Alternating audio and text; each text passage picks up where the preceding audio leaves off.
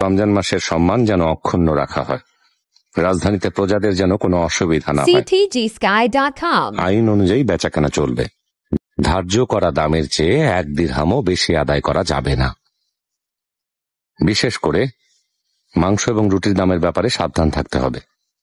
কাজী হিসেবে তদারকি করুন। যেসব ব্যবসায়ী চড়া দাম আদায় করবে তাদের চিহ্নিত করে কড়া শাস্তি দেবেন।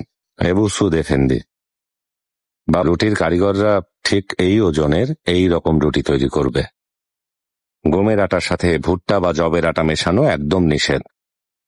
আর সংকট এড়ানোর জন্য কমপক্ষে 1 মাসের আটা মজুদ রাখতে হবে। বিশেষ করে যারা কাবাব তৈরি করে আর খাবার বিক্রেতাদের জানিয়ে দিন, প্রতিদিন খাবারের মান পর্যবেক্ষণ করা হবে।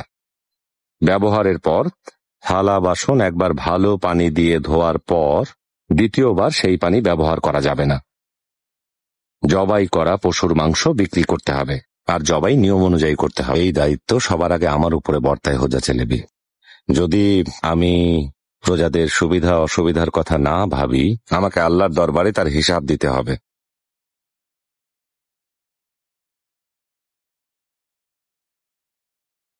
আপনারা সবাই রমজানের পবিত্রতা বজায় রাখার উদ্দেশ্য নিয়ে যার যার দায়িত্ব যথাসাধ্য পালন করে যাবেন।